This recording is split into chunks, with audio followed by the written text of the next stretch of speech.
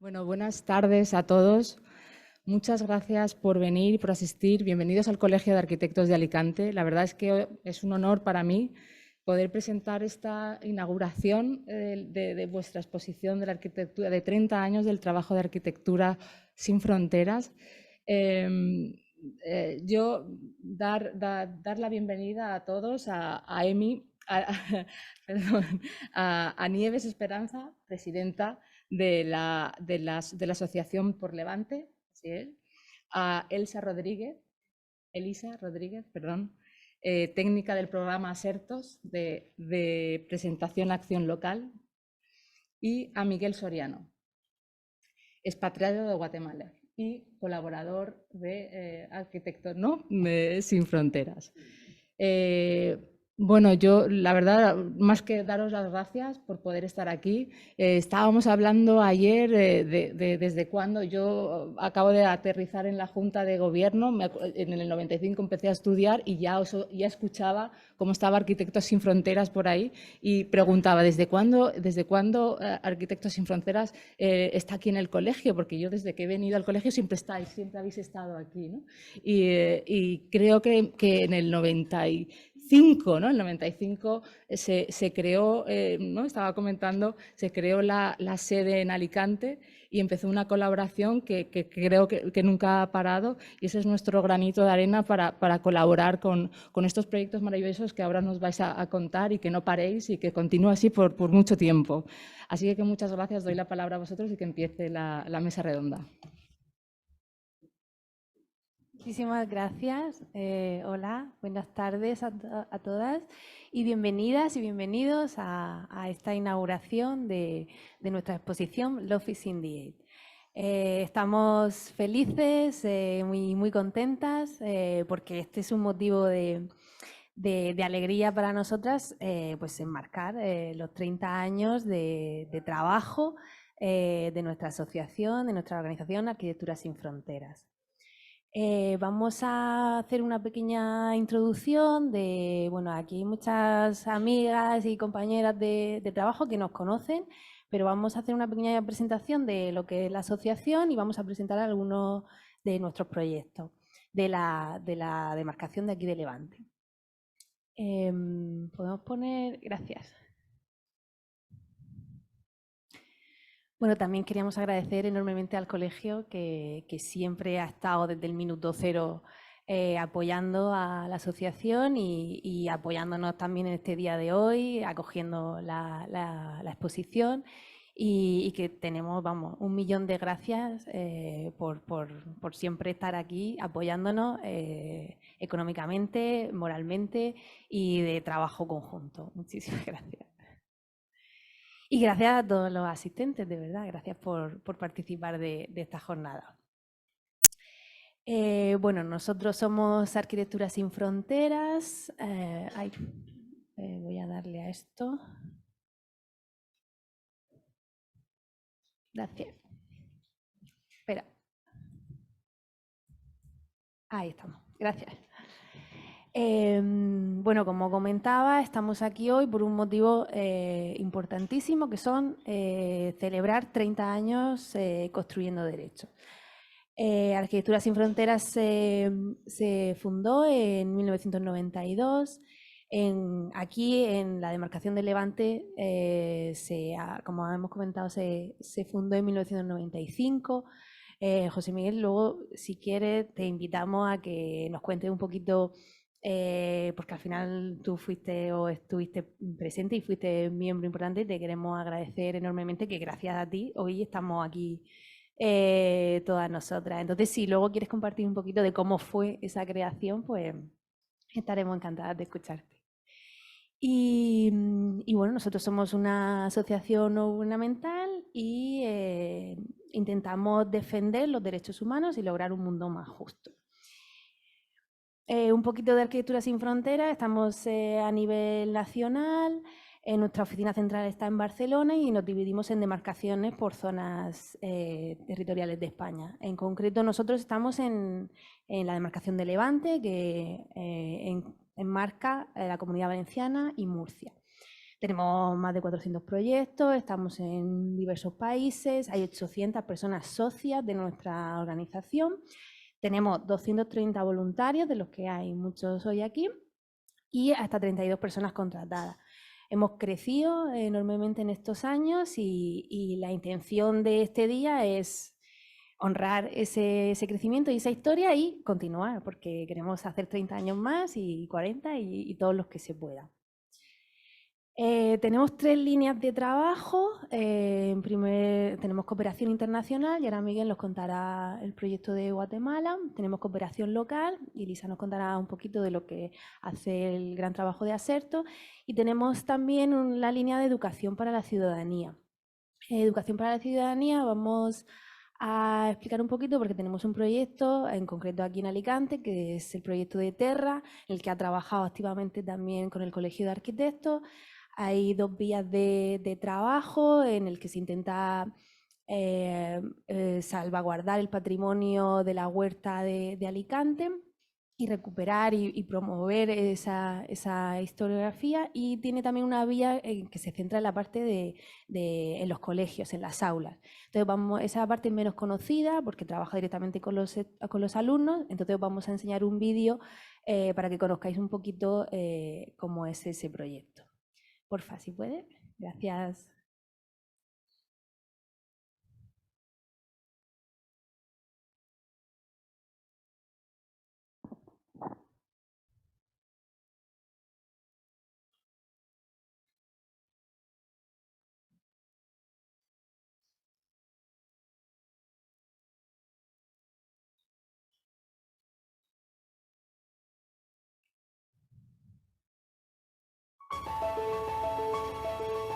El proyecto Terra es una iniciativa de educación para la ciudadanía global. Nuestro objetivo es preservar el paisaje cultural del Camp d'Alacant y poner en valor nuestro patrimonio. Los centros educativos son claves para lograr este desafío. La experiencia nos dice que contar nuestra historia a través del teatro y en contacto directo con el territorio son recursos educativos que garantizan un mejor conocimiento de nuestros orígenes, cultura y patrimonio por parte del alumnado. Yo como docente creo que es esencial usar el teatro como herramienta para acercar al alumnado a este tipo de cuestiones. Es una manera de conocer de primera mano todo el patrimonio que tenemos en Alicante. Y al final pues conocen un poco el entorno, conocen la historia, conocen la cultura y bueno, les hace recapacitar un poco y reflexionar. Como los he visto interactuando incluso con los actores desde el escenario, se han metido en la historia, sí que es una forma de conectar con ellos mucho mejor que lo que viene a ser simplemente explicando yo en el aula. Es súper importante que ellos desde pequeñitos lo vayan viviendo y lo interioricen, ¿no?, como parte de su propia historia. Si desde el centro no le damos la oportunidad de conocer el entorno a nivel sociocultural, a nivel histórico, es imposible que a nivel de familiar se tenga esa oportunidad. Que yo creo que les ha encantado a los alumnos y sobre todo también a los profesores. Lo que más me ha gustado, bueno, la verdad fue todo porque fue muy interesante y me ha encantado. Me gustó todo, porque fue muy interesante y muy chulo. Fue algo nuevo para mí. Lo que más me ha gustado de la obra de teatro es también cuando estaban en el Erasmus, porque ahí contaron todo cómo fue y el por qué, y también fue un poco gracioso. Desde la base de la sociedad hasta las más altas cotas, creo que todos hemos sido un poco responsables de la situación actual y también somos responsables del cambio, y he aprendido que es importante lo que hacemos.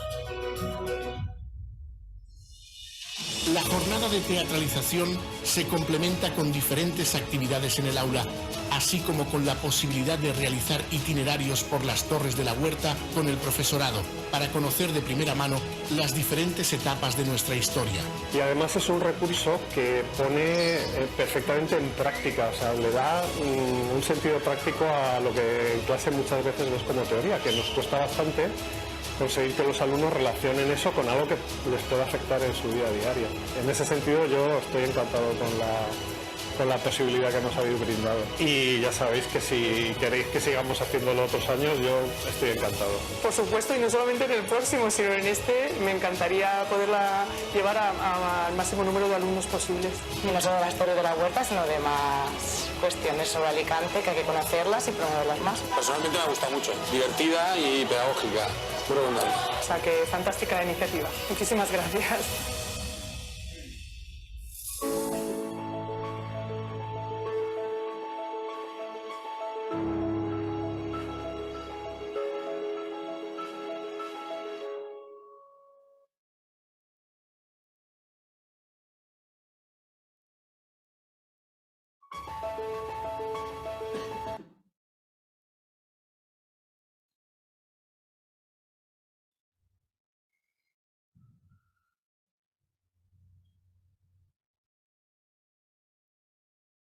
Bueno, el proyecto es apasionante y muy chulo y los alumnos quedaron muy contentos.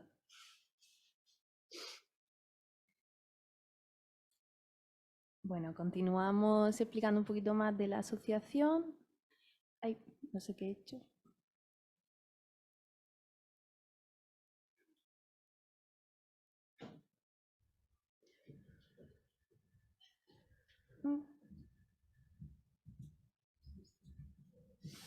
Sí, ahora.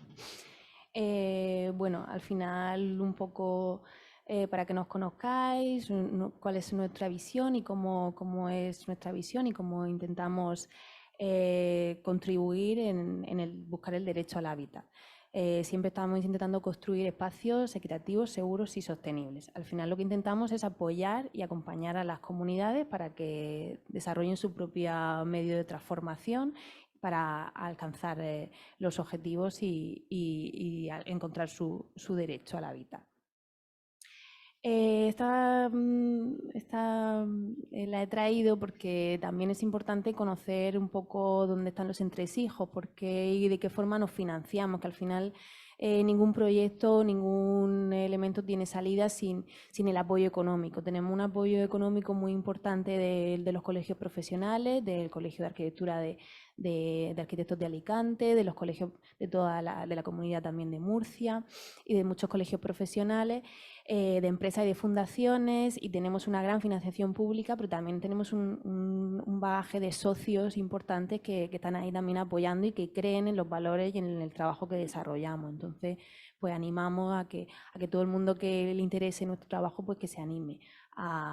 Los socios y las socias nos ayudan a continuar y a seguir trabajando día a día. También una de nuestras premisas es trabajar en red, trabajar con entidades y con movimientos sociales en los que nos apoyamos y los que nos ayudan a luchar y a defender los derechos humanos. Y hoy os venimos a contar un poquito exactamente qué es lo que vamos a ver en esa. Os invitamos a que ahora paseéis y veáis la exposición. La exposición constituye 36 imágenes de gran formato que explican diferentes proyectos que se han realizado en estos últimos 30 años. Proyectos internacionales, en África, en América Latina, proyectos locales y también de educación para el desarrollo a nivel en todas las demarcaciones que se han desarrollado en toda España. Entonces, se llama Love is in the Aid porque nosotros como asociación creemos en el trabajo colaborativo, en el trabajo en equipo y en cómo eso transforma la realidad de las sociedades. Muchísimas gracias de nuevo, de verdad estamos felices de que estéis aquí y va a pasar ahora mi compañero Miguel a contarnos un poquito del proyecto de Guatemala. Luego seguimos, comentamos, podemos hacer preguntas y estamos. Gracias. Vale, pues muchas gracias, Nieve. A ver, ¿me dejas esto? Vale, pues a ver si pones la presentación e intento contar un poco el trabajo que venimos haciendo en Guatemala.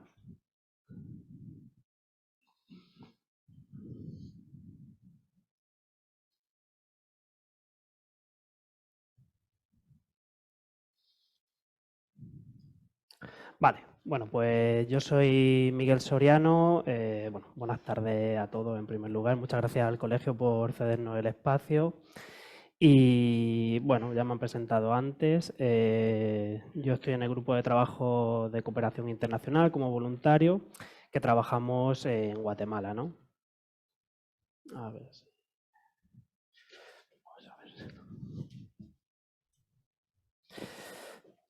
Bueno, y un poco por introducir el tema, ¿no? O sea, el país de Guatemala, traigo aquí unos datos que creo que son relevantes, ¿no? Para situar el país y, bueno, Guatemala se encuentra en una posición muy desfavorable, ¿no? Dentro de América Latina en los índices de pobreza. Tiene un índice de Gini, que es el índice que nos marca pues, la desigualdad que hay entre diferentes estratos de la sociedad, ¿no? Tiene un índice de 0,5 casi, donde el máximo es 1. Tiene una tasa de desnutrición infantil del 47%, y es un país donde hay unos altos índices de desastres naturales. Por contextualizar un poco el país, bueno, pues el país se encuentra en Centroamérica, hace frontera con México, Belice, Honduras, son cunas de la civilización maya, ¿no? En la etapa precolombina, y luego en la etapa colonial, pues igual que muchos países vecinos, estratificó mucho la sociedad, donde, bueno, pues los criollos y ladinos tenían un gran poder y se sigue notando hasta hoy en nuestros tiempos, y donde la comunidad indígena, siendo un 80% de la población, pues quedó relegada, ¿no? También es muy importante remarcar que, bueno, Guatemala sufrió una guerra civil muy importante, ¿no? En la que sobre todo se perseguía las comunidades indígenas y fueron yendo desplazadas hacia pues, las montañas, ¿no? Situaciones más desfavorables desde el punto de vista de la geografía, y esto acabó en 1996 con los tratados de paz.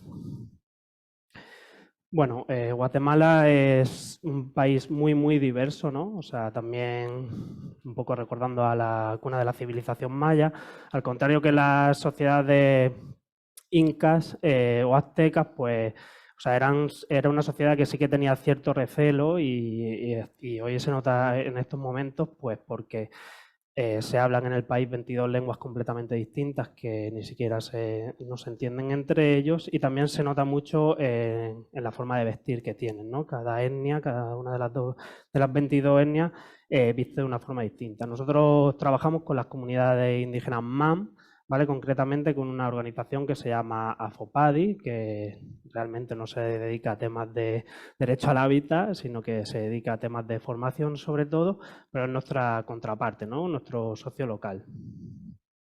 Bueno, realmente nuestro grupo de trabajo, porque hay más grupos de trabajo que trabajan en otros países y en el mismo país, pero el nuestro se dedica sobre todo al acceso al recurso del agua, ¿no?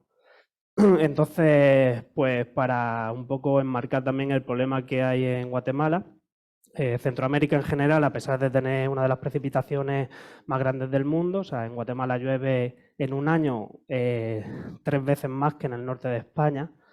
A pesar de eso, nos encontramos con una problemática, y es que solo llueve, toda esta precipitación solo cae en 6 meses y los otros meses son secos, ¿no? Es lo que se conoce como el corredor seco de Centroamérica. Y esto pues plantea un problema muy importante desde el punto de vista de las infraestructuras, ¿no? O sea, realmente son muy necesarias las infraestructuras que nos permiten almacenar agua. Realmente, por ejemplo, en Guatemala únicamente tiene acceso al agua potable un 75% de la población y al saneamiento únicamente un 55%, ¿vale? O sea, realmente son datos muy pobres. Y bueno, traigo aquí esta fotografía, la suelo preguntar en algunas charlas. No sé si ustedes ven algo que les llame la atención en esta fotografía. Efectivamente, José Miguel, como también ha estado allí, pues efectivamente, o sea, esta problemática se transfiere sobre todo a las mujeres y a los niños, ¿no? Que realmente son los que se encargan de acarrear agua. O sea, estas familias pues gastan hasta 2 y 3 horas de su día para ir a por agua para la familia, ¿no? Aquí tenemos, bueno, un gráfico donde realmente mostramos que casi el 40% de la población utiliza este sistema de ir a acarrear agua a los nacimientos. Y bueno, ¿qué hace? O sea, la parte de introducción era hasta este punto, y ¿qué intenta hacer Arquitectura Sin Fronteras? Pues para un poco paliar esta problemática, o intentarlo, ¿no? O sea, bueno, pues principalmente nosotros tenemos el campo de actuación de las tecnologías apropiadas, y hay otro campo de actuación que luego hablaré de él. En el campo de las tecnologías apropiadas, pues sobre todo hacemos estos pequeños tanques que estamos viendo en la fotografía. Llevamos construidos hasta ahora pues más de 300 cisternas. Estos tanques son excavados en el suelo y bueno, luego se les echa una gunitada, ¿no? En forma cilíndrica. Tienen una capacidad de hasta 35.000 litros. Principalmente el agua se recolecta pues de los tejados de las propias familias, y si no es posible pues se hace en la recolección como vemos en la fotografía. Otra tecnología apropiada que hemos hecho en algunos de nuestros proyectos son las letrinas secaboneras de doble cámara, ¿no? O sea, es una letrina que realmente separa el orín de las heces y, bueno, las heces se deshidratan con cal, de tal forma que cuando se llena una de las cámaras pasa la taza a la otra, al otro depósito y mientras el que se ha llenado se deja en compostaje, ¿vale? Y así vamos intercambiando. Y bueno, estas son otras tecnologías que también hemos implementado, pues como son filtros, cocinas mejoradas o la mejora de los lavaderos, ¿vale? Y bueno, esa era una parte, y la otra parte donde estamos trabajando mucho es, como yo le llamo también un poco la parte de investigación realmente, ¿no? O sea, es investigación porque, o sea, queremos mejorar el conocimiento que se tiene de los recursos hídricos a nivel general, ¿no? Tanto los recursos superficiales como los subterráneos. Y bueno, o sea, la forma de hacer esto es un gran levantamiento de datos que se plasman en un documento cuyo, bueno, conclusiones son una política de agua a nivel nacional realmente, aunque vamos a empezar por la pequeña escala a nivel municipal, y luego pues propuestas de mejora de acceso al recurso. Aquí traigo una serie de fotografías de cómo hemos ido haciendo este levantamiento de datos, ¿no? Pues concretamente en el municipio donde trabajamos hemos ido identificando todos los nacimientos o afloramientos de agua existentes que se secan en la época de verano, ¿no? En la época seca. Y bueno, aquí simplemente, o sea, los tomamos con GPS para saber dónde están y aparte los aforamos. Aparte de eso, bueno, pues hacemos un trabajo importante de conocer cómo es la calidad de ese agua, o sea, le hacemos, bueno, una serie de test de metales pesados, de BO, de QO, E. coli, y realmente, bueno, pues los resultados dan unos datos muy desfavorables, ¿no? Porque debido a que no hay saneamiento, hay mucha presencia de E. coli que degenera pues, en problemas de diarrea y problemas típicos de estos países, ¿no? Y bueno, una de las últimas cosas que hemos estado haciendo es investigar mucho la parte del recurso de aguas subterráneas, que la verdad es que está muy poco desarrollado en Guatemala en concreto, ¿no?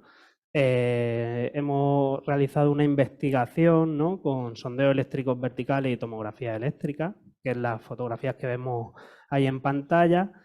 Bueno, los sondeos eléctricos verticales lo que nos hacen es que a través de enviar una señal, un impulso eléctrico, podemos saber la resistividad que tiene ese material y de ahí diferir pues, la litología que nos vamos encontrando en capas profundas de la Tierra. Bueno, esto fue realmente una colaboración que fue financiada por la Generalitat Valenciana con la Universidad del CUNO, que es la Universidad de Guatemala, donde, bueno, conseguimos resultados, la verdad es que bastante interesantes. O sea, uno de los principales resultados fue encontrar un acuífero que era producto de explosiones volcánicas que se han ido sucediendo en el país, ya que tiene casi 23 volcanes o 33, si no recuerdo más. Entonces, este piroclasto al final rellena un valle y ese valle, bueno, como el piroclasto es piedra pómez, ese poro se rellena de agua y tenemos un acuífero, ¿no? Entonces, bueno, para comprobar que realmente esto era así, bueno, como hace 4 o 5 meses, los últimos proyectos que hemos estado desarrollando era la perforación de un pozo mecánico que realmente no había ninguno en la zona. O sea, no había ningún pozo mecánico en varios kilómetros alrededor, entonces ni siquiera conocían la tecnología. Bueno, aquí traigo algunas imágenes de lo que fue el proceso de la obra, pues también con sus dificultades añadidas. Y bueno, definitivamente, pues sí que había agua, o sea, era correcto, ¿no? Los estudios que habíamos estado haciendo. Aquí se hizo un pozo mecánico de 100 metros de profundidad. El nivel estático estaba a unos 33 metros y el nivel dinámico a unos 44 metros. Y sacamos como 10 litros por segundo, ¿no? Que es una cantidad de agua bastante importante que puede abastecer a una comunidad entera. Y bueno, aparte de esta parte más de infraestructura, ¿no? Pues siempre todos los proyectos de cooperación, tanto local como internacional, vienen acompañados de una serie de formaciones muy importantes, tanto a la población como a los socios locales. Aquí lo que intentamos es pues, explicar a la contraparte, efectivamente, pues qué es esto de un acuífero, cómo se presenta, cómo lo podemos cuidar, cómo se comporta. Y bueno, aquí traigo esta última diapositiva que para mí es bastante importante, ¿no? Y es también un poco la forma que yo tengo de entender la cooperación. Y es que al final la cooperación es un trabajo de largo recorrido, es un proceso realmente. Y en ese proceso, aunque nosotros estos proyectos de acceso a agua quizás llevemos 8 años trabajando en ellos, por ahora solo estamos en el resultado 1, ¿no? A gran escala, a macro, ¿no? Y todavía tenemos un largo recorrido, pues para al final llevar lo que es el agua a la familia, porque hasta ahora lo único que hemos hecho es obtener el recurso, ¿no? Y bueno, pues sin más, luego si queréis pasamos al turno de preguntas y ahora pues vamos a poner un vídeo, ¿vale? No sé si lo puedes poner.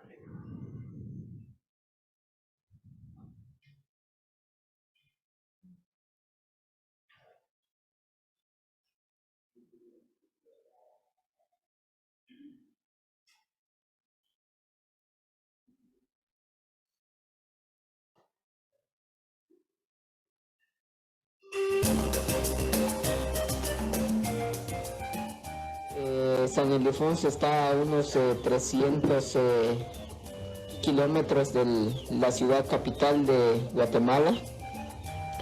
Pues nosotros vivimos en una comunidad que se llama Casaca. Con nuestra vivienda hay unos que han logrado superarse un poco más y hay otros que están bajo recursos económicos. Pues siempre en cada comunidad hay muchas desigualdades. Esta comunidad es el 99% turumán.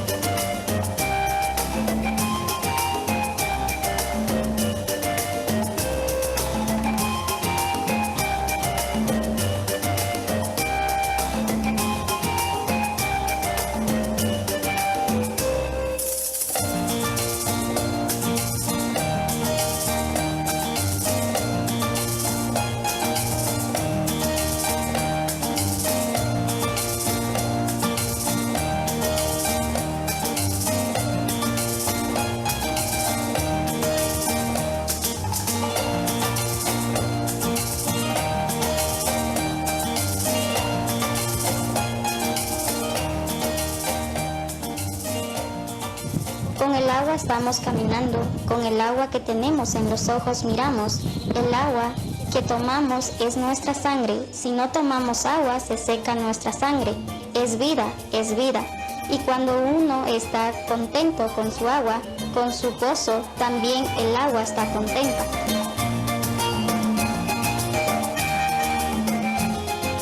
La mayoría de las familias trabajamos la agricultura. Especialmente tratamos de trabajar la agricultura orgánica.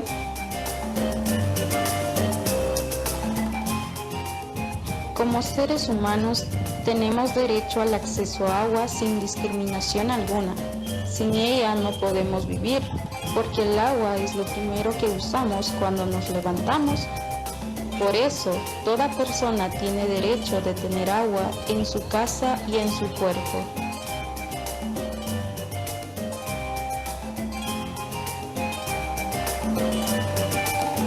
Eso es lo que quiero compartir de la comunidad en donde estamos viviendo y muchas gracias por su atención.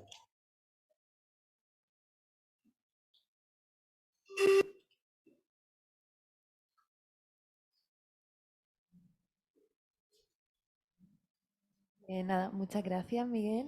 Ha estado muy bien.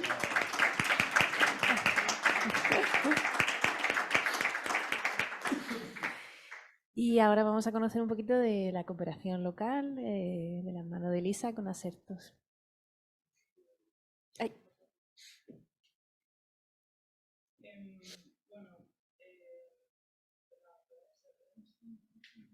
Yo voy a contar un poco, desde una visión muy personal, lo que ha sido mi experiencia en la operación local, entonces aquí en Asertos, y también haciendo referencia un poco como desde el momento en el que yo conozco y tengo mi primer contacto con la cooperación en general, que fue justo pues, a través de ASFE.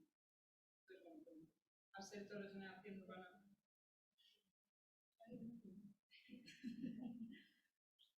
¿Ahora? Eso, Asertos, Regeneración Urbana Comunitaria, vivido por Elisa, que soy yo.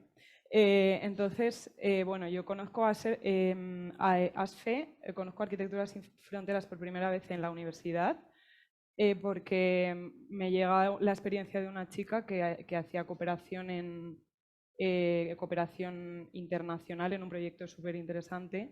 Y bueno, ahí tengo como mi primer contacto un poco con ASFE y donde empiezo como a engancharme, a interesarme un poco por la cooperación, ¿no? Y bueno, era curioso porque la historia un poco de esta chica había sido muy compleja al llegar hasta allí porque había tenido que coger un montón de vuelos y luego ella hacía cooperación en un poblado que tenía que llegar a 10 horas a caballo.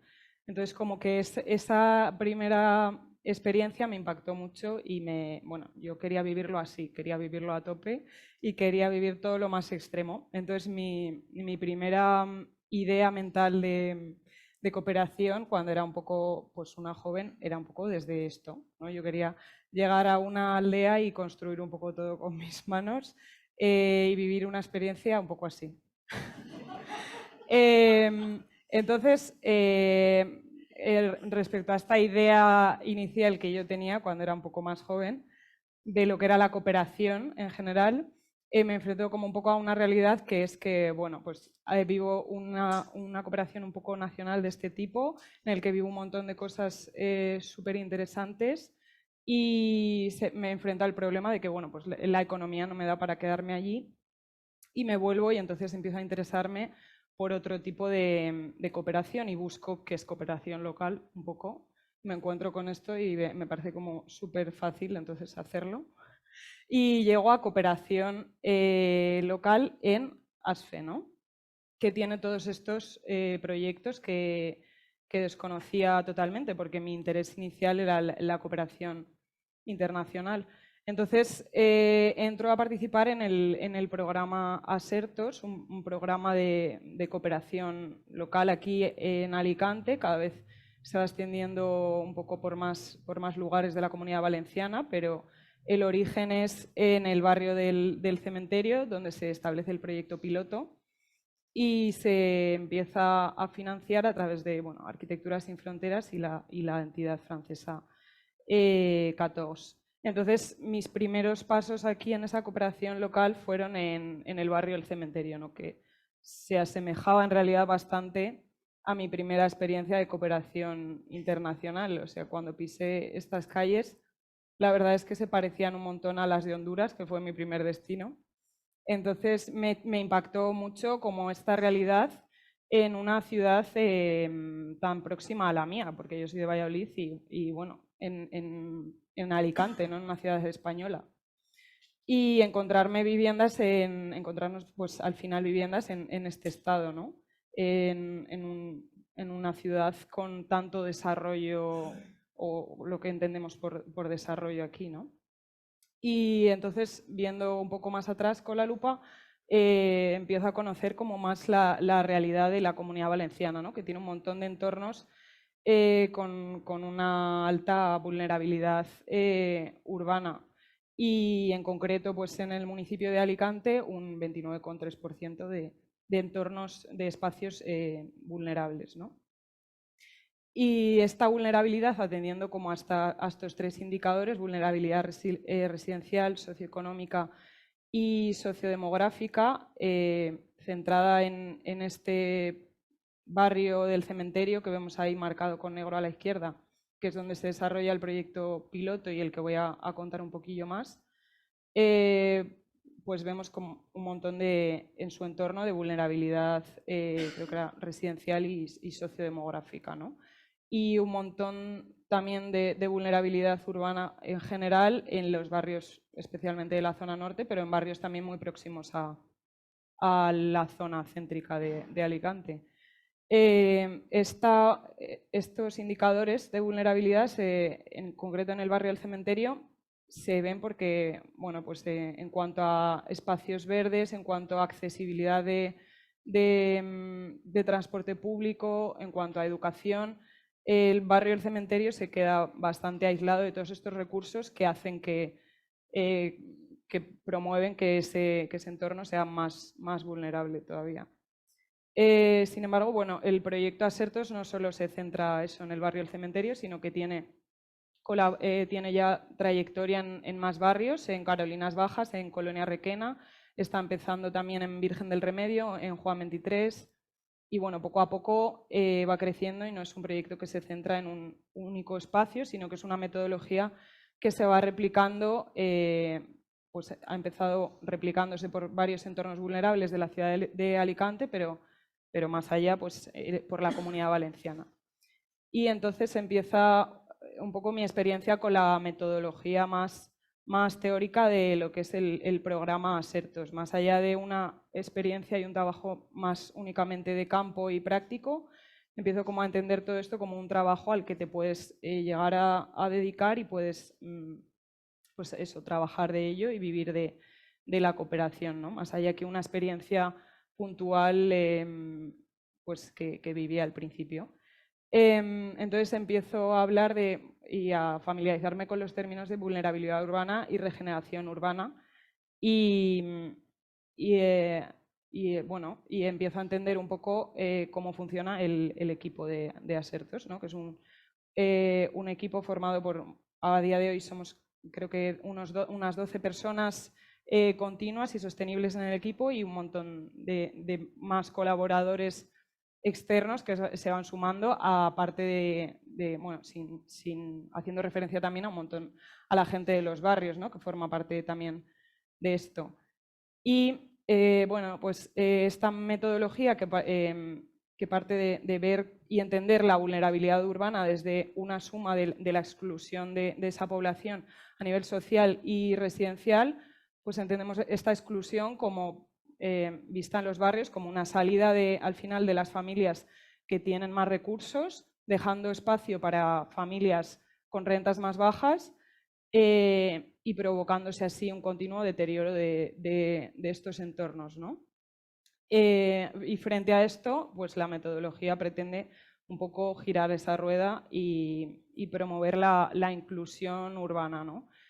Con una idea muy concreta que es la de identificar los activos que tienen esos barrios y conectarlos, ¿no? El objetivo general es, bueno, precipitar la regeneración comunitaria de zonas vulnerables y, entre otros objetivos específicos, es pues, acercar a la población a la posibilidad de tener una vivienda adecuada, un trabajo digno, unos espacios comunes pues, dignos y saludables también, y todos estos objetivos a través de estas actividades que veis ahí, que son unas permanencias socioespaciales, talleres participativos y asambleas, asesoramientos para la habitabilidad, donde se hace pues, un acompañamiento de las familias ya en su círculo más personal, en la vivienda, las formaciones activas enfocadas tanto a vivienda como a espacios comunes, que es el aprender haciendo, es decir,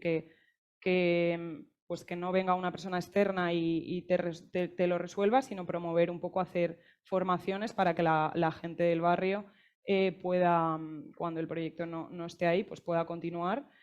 Y bueno, eventos de puertas abiertas, etcétera. Entonces, bueno, toda esta metodología se pasa a la realidad del barrio a través de estas actividades, ¿no? Que son las exploraciones socioespaciales, donde empezamos a conocer cómo funciona el barrio, en concreto el barrio del Cementerio, sale aquí la zona más próxima al cementerio, y empezamos a conocer la gente que vive en el barrio, ¿no? Las familias que hay, qué miembros la forman, cómo se conectan esas familias, porque hay muchos lazos familiares en el barrio, tanto con la zona de arriba como con la de abajo, y como al final se empieza a crear, vemos que se crea una comunidad pues muy familiar, en realidad es como un pequeño pueblo, ¿no?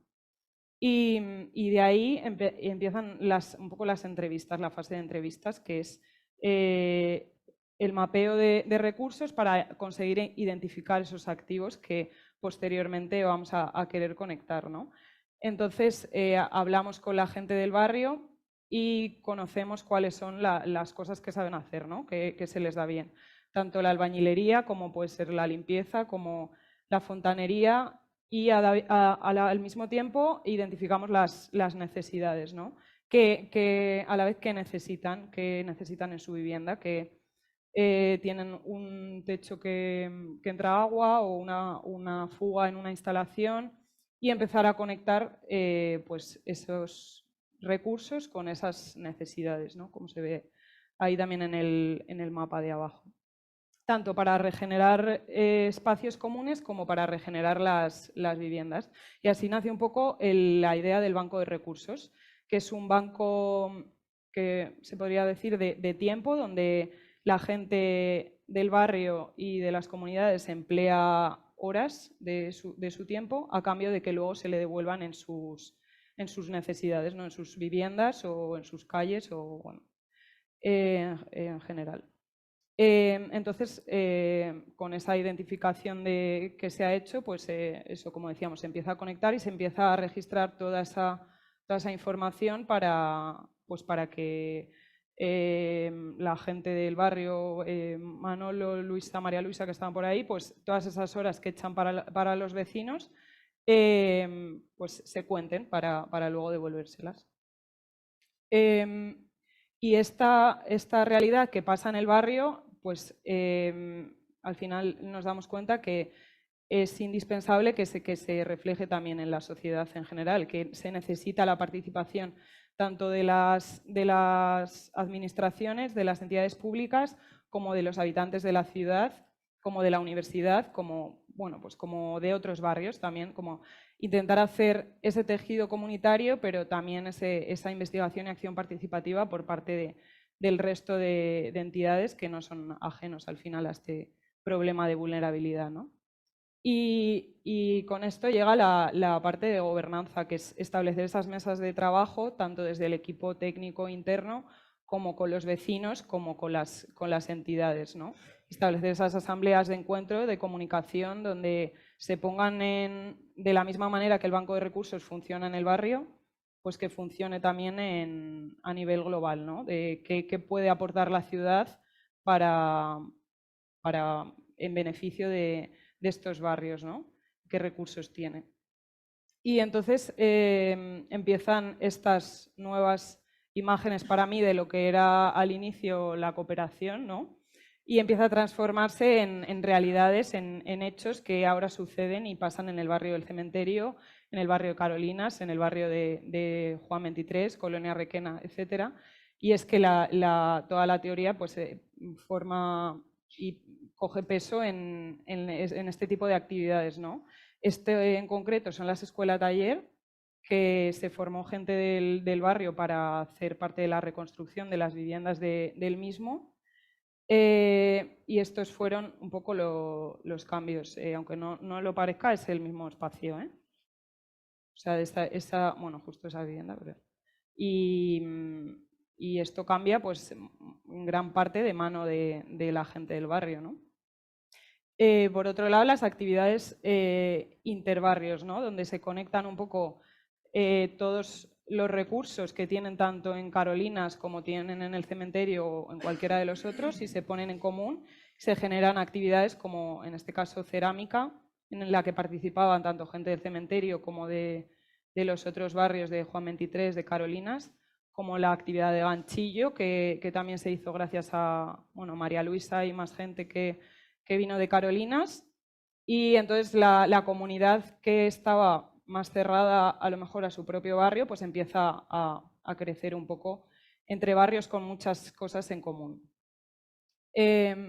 Y también se han hecho talleres prácticos en los espacios comunes para regenerar estos espacios. Se ha hecho ya 2 o 3 talleres de bioconstrucción en los que pues la gente del barrio aprendió a hacer adobes, tapial, hemos hecho también talleres de carpintería y también con esa mentalidad y un poco ese foco de sostenibilidad y de continuidad también en este cuidado del entorno, pues se han promovido estos talleres que la verdad es que han enseñado bastante. Y las jornadas de trabajo, donde al final el objetivo es que la gente de la comunidad vaya funcionando por su cuenta y que se vayan estableciendo grupos de interés, ¿no? Que el huerto despierta el interés de muchos de los vecinos de la calle Sol y al final pues Manolo, Luisa y su familia, que son gente de esa calle, pues participa del mantenimiento de ese huerto, que son los que están por ahí un poco. Este día en concreto también participó gente de otros barrios, porque está también por ahí Tatiana, que es de Pasajes, de Juan 23, entonces pues empieza un poco a juntar esas actividades, ¿no?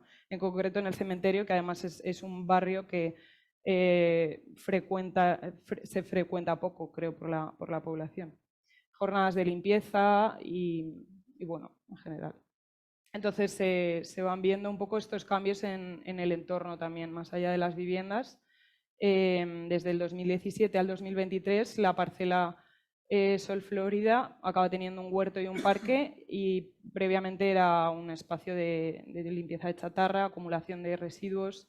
La zona de los Jardines del Cura, un poco lo mismo, pasa de ser un vertedero ilegal a convertirse en un poco un refugio climático porque se han plantado un montón de árboles y vegetación y se ha instalado un campito de fútbol, un poco diverso. Y esta es la imagen final de lo que es un poco para mí a día de hoy la cooperación y en concreto la cooperación local y animar desde aquí a que la gente que ha venido, que no ha tenido ese contacto con la cooperación en los barrios y en la ciudad, pues que estamos encantadas de recibirlos, ese apoyo. Gracias.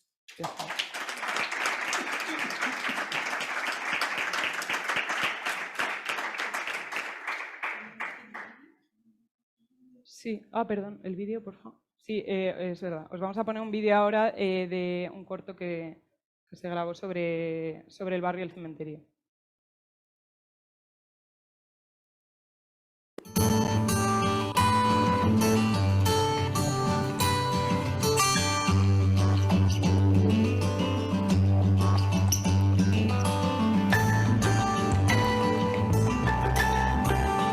Afirmamos de una forma asertiva que todo el mundo tiene derecho a un hábitat digno, tanto a una vivienda como a una calle.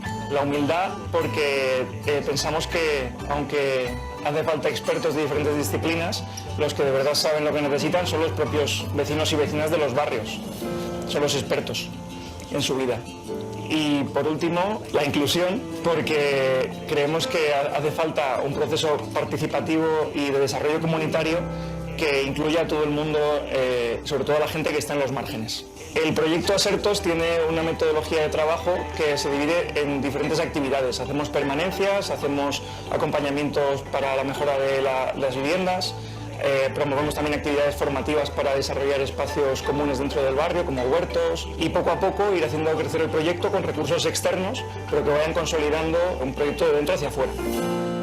Estamos por receptivos en esta labor que están haciendo porque es un beneficio para nosotros, que seamos adultos, y para nuestros chiquillos más que son pequeños, ¿me entiendes? Estamos dando una calidad de vida. Yo creo que el barrio está súper contento.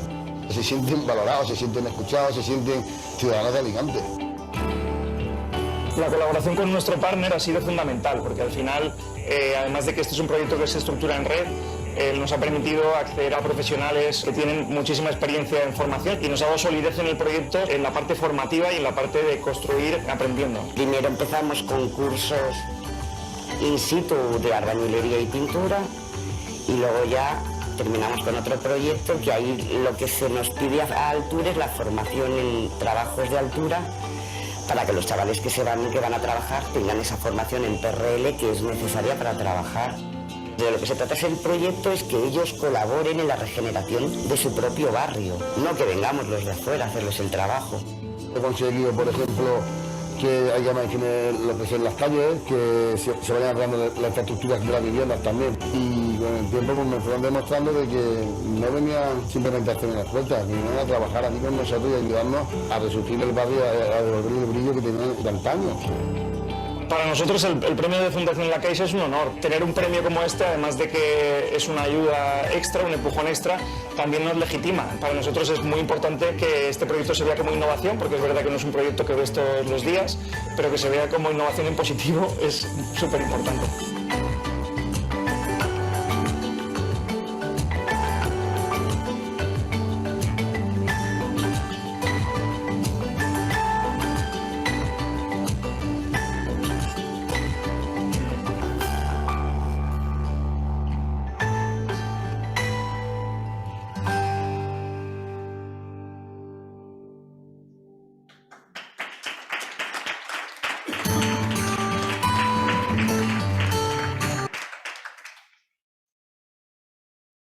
Muchas gracias, Elisa. Y ahora vamos a dar turno a si tenéis alguna pregunta o algún comentario, alguna aportación, lo que os apetezca. Estáis en familia y sois bienvenidas.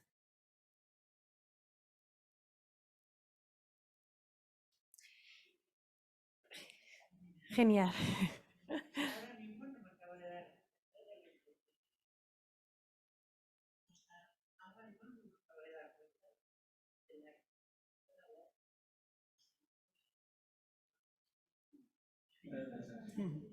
Me siento orgullosa de ello.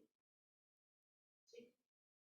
Me dio mucha tristeza cuando estuve en el barrio del cementerio el día de la inauguración de Navidad en Alicante, que me di cuenta de que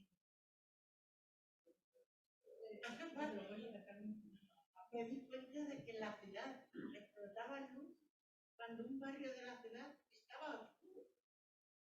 El barrio del cementerio en el momento se sepa la luz. Es un barrio sin luz, donde la gente malvive como puede. Y a 50 metros, a 100 metros, la gente tiene de todo. Y aquello me trastocó. Pero hasta ahora mismo no me había dado cuenta en qué es tejer el barrio, y lo importante que es, pues, mucho para el barrio. Me orgullosa de poder ayudar. Gracias. Qué bien, María Luisa, porque te iba a haber pedido yo que hablases y se me ha pasado por completo, pero bueno, te menciono ahí.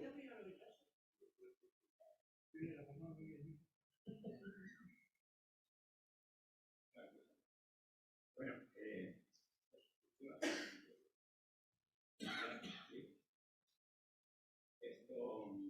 enhorabuena por toda la labor que estáis haciendo. La verdad es que es emocionante ver cómo os entregáis y hay resultados. Pero yo quería haceros una pregunta. ¿Por qué se llama arquitectura sin fronteras? Porque no sé si sabéis que antes había una ONG, en fin, del cual yo fui presidente en España y tal, y no sé qué, y luego en Alicante, que se llamaba Arquitectos sin Fronteras. No sé si vosotros tenéis alguna secuela o relación en ese momento de lo que fue de esa ONG de Arquitectos sin Fronteras, que actuamos en todo el mundo, especialmente en los barrios, bueno, concretamente en Madrid, en el Pozo del Tío Raimundo, con el Padre Ángel, el famoso Cuarto Mundo, que nadie quería ir, pero al final íbamos. Y no sé si vosotros habéis llegado, ¿por qué se llama Arquitectura sin Fronteras? Porque debía llamarse la filosofía social de la aportación a los barrios. Porque, ¿sabéis si que existía lo de Arquitectos sin Fronteras o no? Sí. Y entonces, ¿y cómo se ha destruido aquello? Y que haya aparecido esto me parece muy bien, pero ¿cómo se destruyó aquello? Vale, pues sí, voy a contestarte brevemente, si puedo. Bueno, yo cuando entré en Arquitectura Sin Fronteras, efectivamente se llamaba Arquitectos Sin Fronteras, y luego Pero eso en Alicante. en todos los sitios, ¿O dónde? porque En todo. es una organización a nivel nacional. Sí, a nivel nacional Entonces, tiene diferentes demarcaciones. Simplemente también a nivel nacional hubo un debate de por qué cambiar el nombre. Principalmente era por integrar a todas las partes de la sociedad o de los actores que formábamos parte de Arquitectos Sin Fronteras, entonces, por incluir también a las mujeres, ¿no?, como arquitectas, y también a otros gremios, ¿no?, porque yo no soy arquitecto, por ejemplo, pero Ya. trabajo en Arquitectura Sin Fronteras. Simplemente fue una transición del nombre, pero sigue siendo lo mismo, hasta donde yo sé, ¿no? Porque... Ya, pero bueno, es que no, me parece bien, pero que esto tiene una dimensión mucho mayor que la arquitectura. Porque la arquitectura es una parte, y en este relato que habéis hecho largo, pues aparece una pequeña arquitectura-construcción en estos últimos barrios en que se veía algún albañil y alguien poniendo algún ladrillo, algún bloque, algún tal. Pero claro, yo creo que esas tienen una dimensión mayor que la sola arquitectura. Porque la arquitectura es una cosa que no sé si la habéis analizado bien, pero esta, digamos, es la parte social de la arquitectura.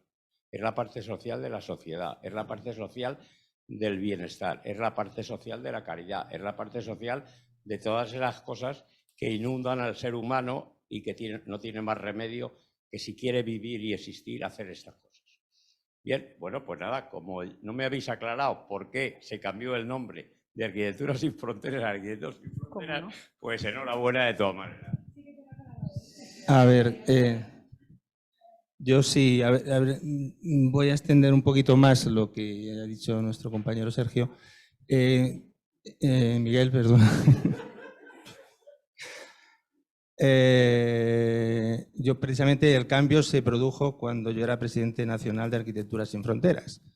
Entonces hubo un trabajo de Arquitectos Sin Fronteras, es decir que sí. Entonces aquí, bueno, nosotros iniciamos la andadura aquí en Alicante, pues creo que sí que fue en el 94, por lo que te has pensado al principio. Luego, bueno, se hizo, digamos, una especie de acta de composición y en el 95 se empezó. Entonces, bueno, digamos que, por contestarte a ti, y luego quería decir también otras palabras, llegó un momento que a nivel nacional digamos, lo primero para fijar el tema es que es la misma ONG, porque tú has preguntado, ¿pero es lo mismo, no es lo mismo? Es la misma ONG. El cambio de nombre se debatió por todas las demarcaciones territoriales. Tú sabes que existían distintas demarcaciones en Madrid, Barcelona, en este caso Comunidad Valenciana, Galicia, etcétera, y hubo un debate interno importante porque el nombre pesaba mucho, de Arquitectos Sin Fronteras, pero hubo esa doble faceta. Por un lado, el hecho de la inclusión, para que no fuera arquitectos exclusivamente, sino que la mujer se viera más claramente identificada con el nombre amplio de lo que puede suponer lo que es la arquitectura, no solamente, digamos, los arquitectos, que eso, bueno, tampoco creo que ahora sea motivo de entrar más al fondo. Y luego otra cosa también importante que ha dicho Miguel, y es el tema de digamos, de no excluir a otras disciplinas o a otras profesiones por el hecho de decir Arquitectos Sin Fronteras. Recuerdas que existía también Ingeniería Sin Fronteras. Entonces, pues no ser arquitectos, como diciendo, aquí están los arquitectos. Y de hecho, desde el momento que se dijo arquitectura, como tú dices, algo que es mucho más global y habla del hábitat, ahí se ha nombrado que no solamente son las viviendas, sino es el espacio, son las calles, y en definitiva, evidentemente, la necesidad de la función social está subyacente en todo lo que hacemos, evidentemente, y desde ese momento han entrado, digamos, hay mucha más participación de otras profesiones, desde trabajadores sociales, como de ingenieros, como en este caso de Miguel, etc. Entonces fue ese doble motivo, se llevó a una asamblea, digamos, nacional y se aprobó por todos, y desde ese momento cambió el nombre de Arquitectos Sin Fronteras a Arquitectura Sin Fronteras. Pero es exactamente la misma ONG que ha ido evolucionando a lo largo del tiempo. Y bueno, yo quería comentar, sobre todo, bueno, lo primero de todo, daros la enhorabuena de una manera muy fuerte, porque, digamos, lo que es la demarcación ha ido creciendo, se ha ido fortaleciendo, ha tenido al final digamos, el hecho de que haya aquí tanta gente en este momento y tantos voluntarios, eso supone que hay realmente un verdadero compromiso por parte de muchas de las personas, que al principio éramos siempre unos cuantos, ¿no? Entonces, y yo creo que en gran parte ha tenido que ver lo que es la cooperación local, darle la importancia que tiene, porque yo recuerdo que al principio se acercaba más gente, mucha gente, que lo que quería hacer era un poco la figura que tú antes has comentado, de la cooperación internacional, de que voy allí y me ha hecho mucha gracia coger a estos niños, ¿no? Y levantarlos y decir tal. Pero lo cierto es que el día a día, lo que tenemos en nuestro entorno más cercano, es lo que realmente es motivador y, por un lado, a lo mejor no es tan... no tiene ese punto tan romántico de decir me voy a hacer cooperación a algún lugar allá, digamos, perdido en la selva, y ahora comentaré la importancia que también tiene eso, pero sí ha hecho que muchas de las personas, sobre todo gente joven, se esté acercando, estén en estos proyectos tan incorporados y tan metidos en la sociedad, y que nos hacen ver la necesidad de cambio insustancial que existe en nuestro entorno y en nuestra sociedad. Pero dame algo aquí. Sí.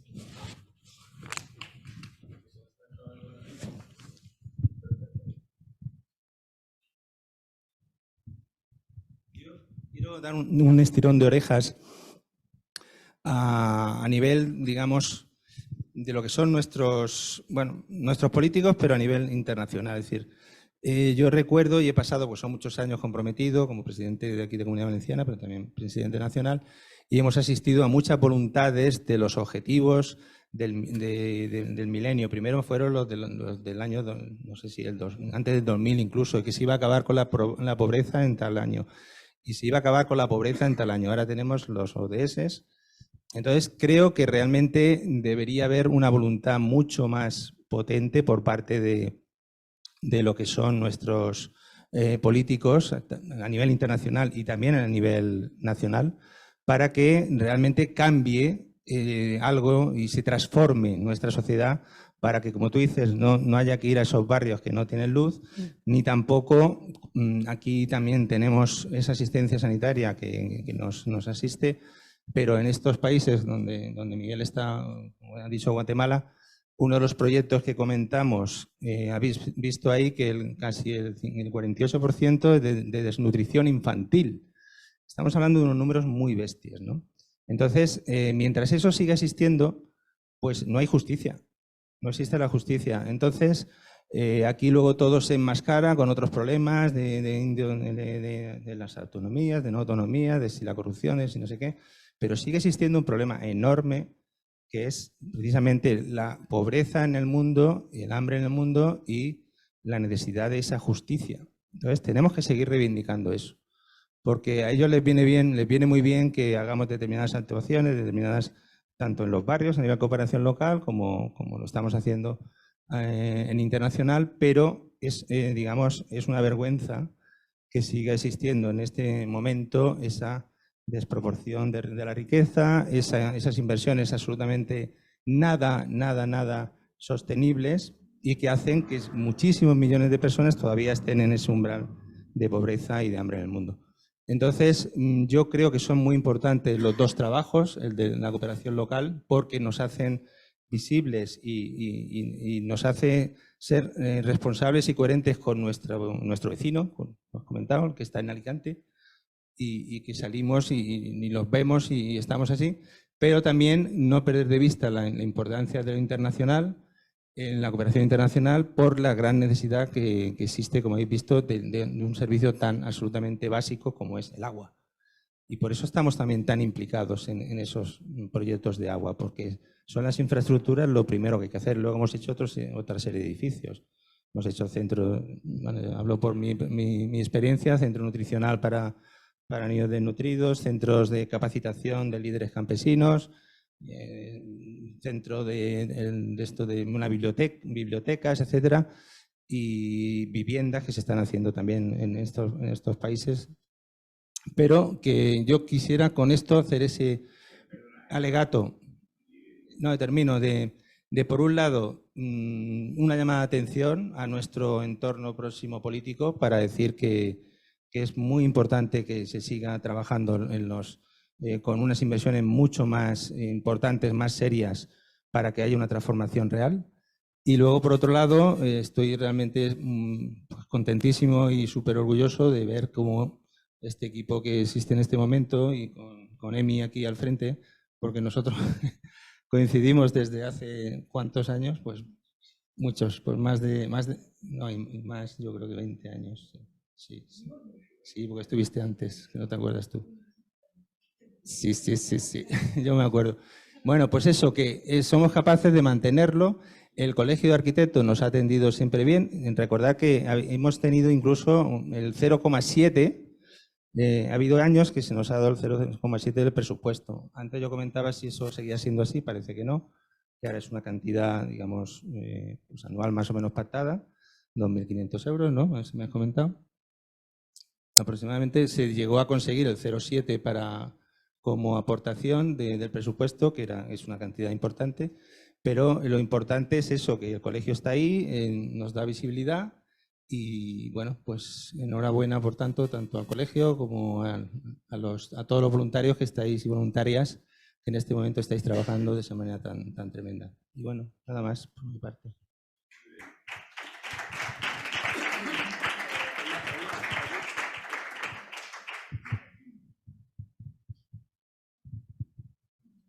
Hola, bueno, yo soy Dani, soy compañero de Elisa, aquí en Cooperación Local, y quería hacer una pregunta, que es, bueno, yo valoro mucho cuando veo las presentaciones así de Arquitectura Sin Fronteras, yo lo que percibo es como esa responsabilidad global, ¿no?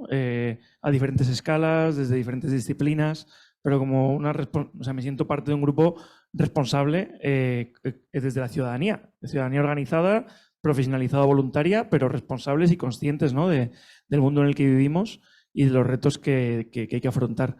Y yo quería preguntaros, viendo a las tres, viendo las presentaciones de unas y de otras, ¿qué similitudes veis, ¿no? Porque siempre hablamos de los tres ejes y a veces nos cuesta mucho tocarnos, ¿no? De hecho, nos vemos siempre en las pantallas.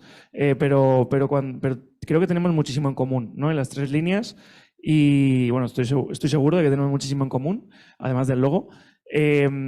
Y me gustaría preguntaros, ¿qué veis, ¿no? De unas presentaciones y de otras en común? Y bueno, perdón si es una pregunta complicada. ¿Tú? Venga, tú. O sea, la tenemos que responder los dos, porque sí, la tú pregunta primero. iba a las tres, ¿no? Entonces,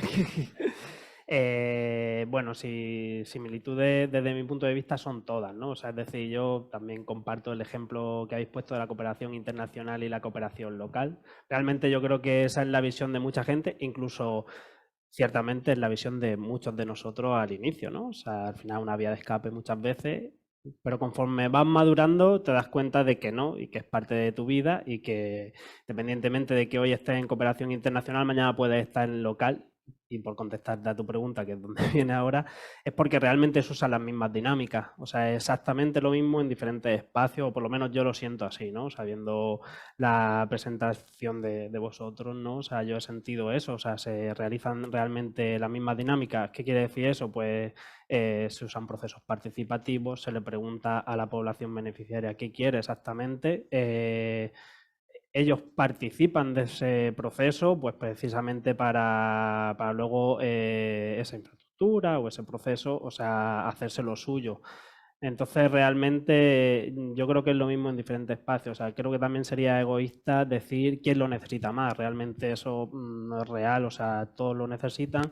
Que estemos actuando en cooperación internacional, realmente casi que se puede decir que es un poco producto del azar, porque al final son lazos, porque imagínate, ¿no? Toda la cantidad de gente o de ciudadanos en cualquier parte del mundo que podrían necesitar ese dinero, al final son lazos y alianzas que se han hecho. Vosotros lo habéis hecho en el barrio de Cementerio, nosotros lo hemos hecho con nuestra contraparte, que es AFOPADI, y al final son amigos, ¿no? Entonces yo creo que un poco va por ahí.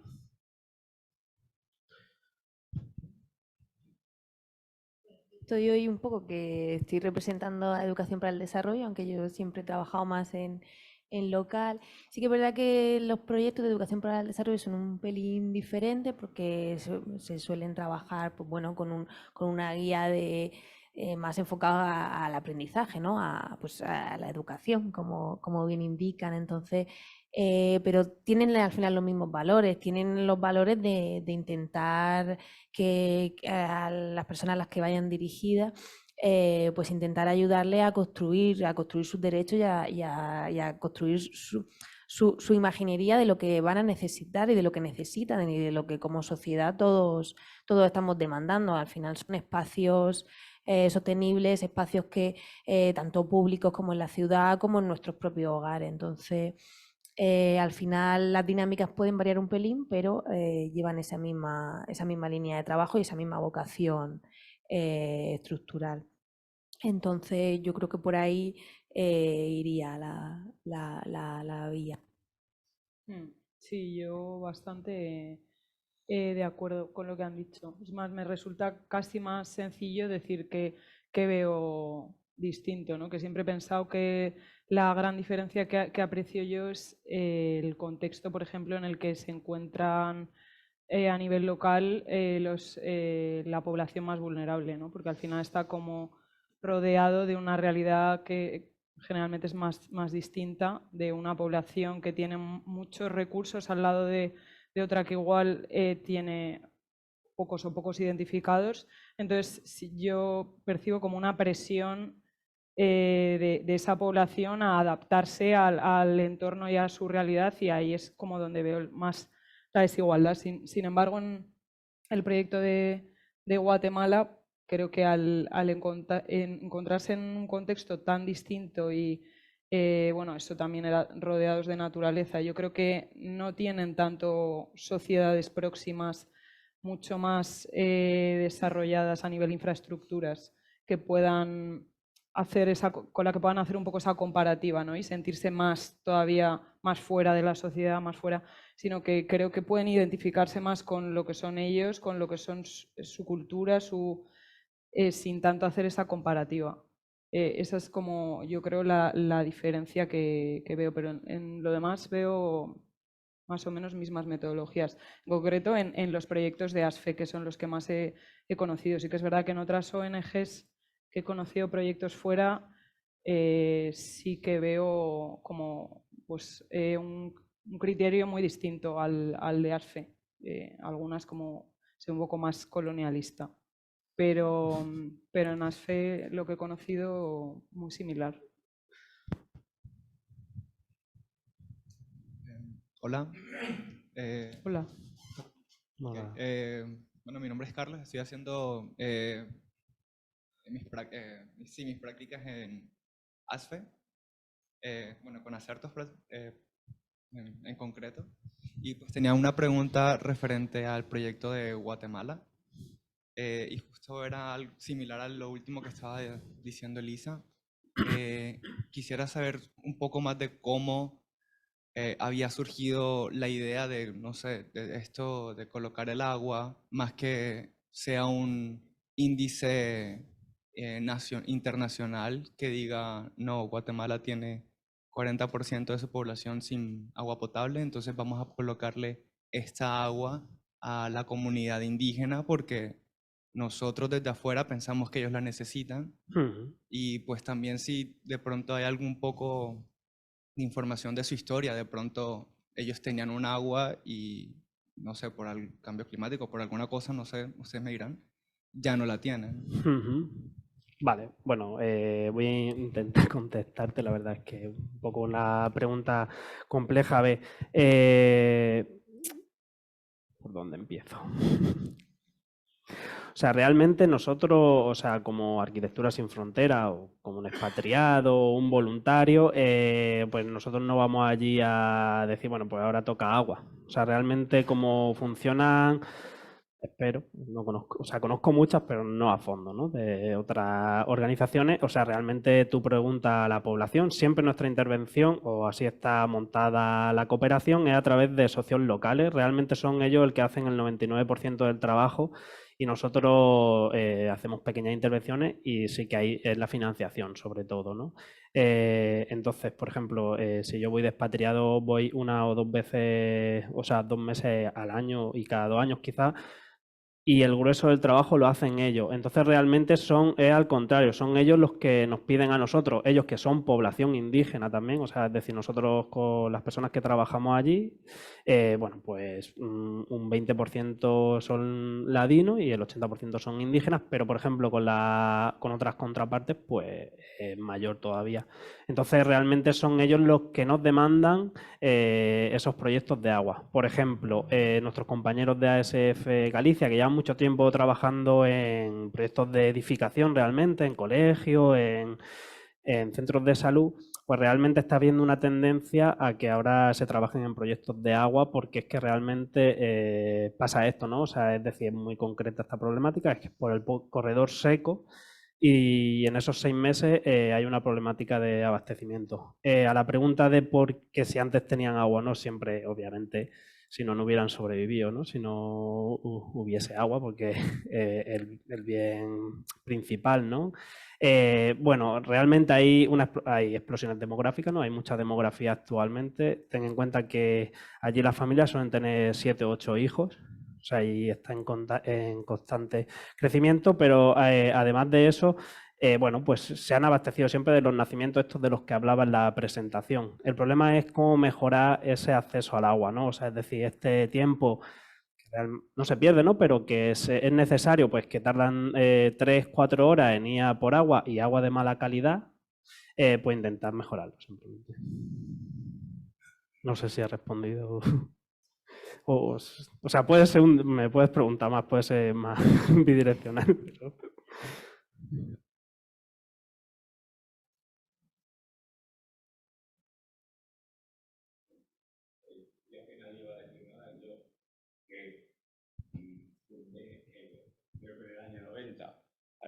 Bueno, al faltar Arquitectos Sin Fronteras, estoy muy orgulloso y muy contento.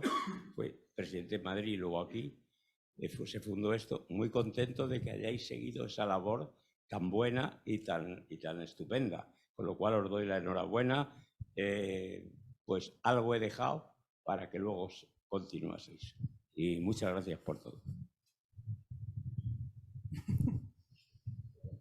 Yo por lo que tú comentabas antes entre las distintas, me da la sensación incluso de que a veces como que pueden ser departamentos estancos. No sé si es que ocurre en este momento o no, pero bueno, yo no sé si antes no me he explicado muy bien, pero creo que es muy importante darnos cuenta de que los 3 ejes son absolutamente necesarios.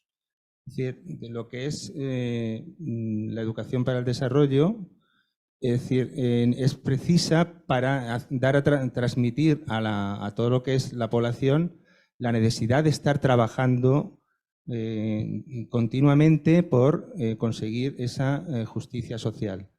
Entonces, si somos capaces de eso, estaremos estableciendo desde lo más pequeño, desde las escuelas, después de los institutos, después de etcétera, pero la necesidad de esa conciencia social que muchas veces no la tenemos. Por lo tanto, eso es fundamental que esté como base. Pero luego la cooperación local y la cooperación internacional es lo que he querido decir antes, que de alguna manera están absolutamente, para mí son dos fotos iguales, con la misma sustancia. Lo que pasa que hace que ver la necesidad que tenemos de que las personas que no tienen recursos en nuestro mundo, antes he hablado de ese cuarto, pero bueno, no me gusta a mí mucho la palabra esa, pero en la cooperación local nos hace ver que existen esas desigualdades también aquí. Entonces, ese compromiso que tenemos que tener aquí creo que es absolutamente fundamental que luego lo intentemos trasladar a lo que es lo que digo, las necesidades muchísimo más, digamos, no importantes, pero sí hay muchísimo más por desarrollar en cooperación internacional en estos países que tienen esa pobreza tan enorme. Por lo tanto, al final, para mí es lo mismo. Lo que pasa que una de las actividades te hace ver esos proyectos, los tienes aquí en el día a día y los tienes en tu barrio más cercano, y los otros, aunque estén allá lejanos, pero tenemos que sentirnos en esa universalidad, es decir, son la persona, la dignidad de la persona, que es la que tenemos que por todos los medios conseguir que cuanto antes realmente seamos todos iguales. Entonces, es un proceso conjunto. Hacen falta gente en las dos zonas para trabajar. Y yo aprovecho también para decirlo. Bueno, yo me siento también como que estoy un poquito necesitado de recuperar el trabajo en lo que es dentro de lo que es la organización. Sé que lo voy a hacer y de alguna manera lo que intento transmitiros es eso, de que es importante que exista gente nueva, apoyos nuevos de gente joven, tanto en cooperación local como internacional, porque en definitiva vamos a por lo mismo, a por la dignidad del ser humano. Muchísimas gracias, muchísimas gracias. Y yo creo que con esto, si os parece bien, cerramos. Os invitamos a ver la exposición, vamos a tomarnos un vinito y de verdad muchísimas, muchísimas gracias por haber estado aquí esta tarde.